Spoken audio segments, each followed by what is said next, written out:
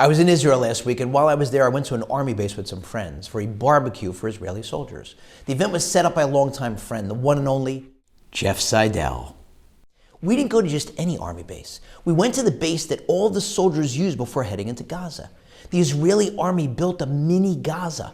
We took a tour with the commander of the base, showing us all the different types of buildings that are made to model and resemble different neighborhoods in Gaza. The soldiers are taught how to spot terror tunnels, how to engage in urban warfare, how to gain access to buildings and then navigate their narrow confines in the dark while looking for tripwires that can set off bombs, how to minimize civilian casualties while looking for terrorists to neutralize, which obviously is incredibly difficult to do while squaring off against an enemy that dresses in civilian clothing and hides behind civilians. While we were there on the tour, we saw soldiers engaged in live action training. We got a sense, a taste of just how dangerous, how terrifying the job is to the soldiers and how enormous their self-sacrifice is. But what was truly astounding to us was the sensitivity of the soldiers. At the barbecue, they kept coming over to us, thanking us for grilling for them. And we looked at them astonishingly. You're thanking us because we're flipping burgers, because we're grilling for you?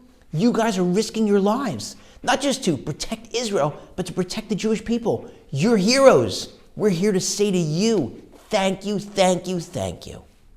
Why am I talking about sensitivity this week? Because there's a scene in this week's Parshat that must not go unnoticed. At the burning bush, God taps Moshe to be the leader of the Jewish people, to take them out of slavery. And Moshe demurs.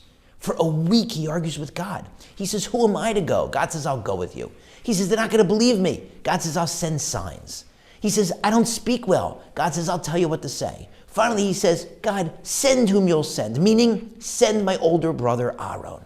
Commentators explain that he was willing to give up the mantle of leadership, willing to delay the redemption, unwilling to go back to Egypt as the new leader. Why? Because he didn't want to take the chance that he'd be stepping on the toes of his brother Aaron and embarrassing him.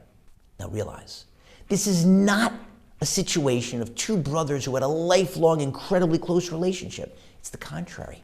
Let's remember Moshe's career arc. At 3 months old, he was placed in the basket in the Nile, discovered by Pharaoh's daughter, who returned him to his mother to nurse him. Once he was weaned, presumably at the age of 2 or 3, he was returned to Pharaoh's daughter, who adopted him. He grew up in the palace. At the age of 20, he killed the Egyptian taskmaster who was brutalizing the Jew.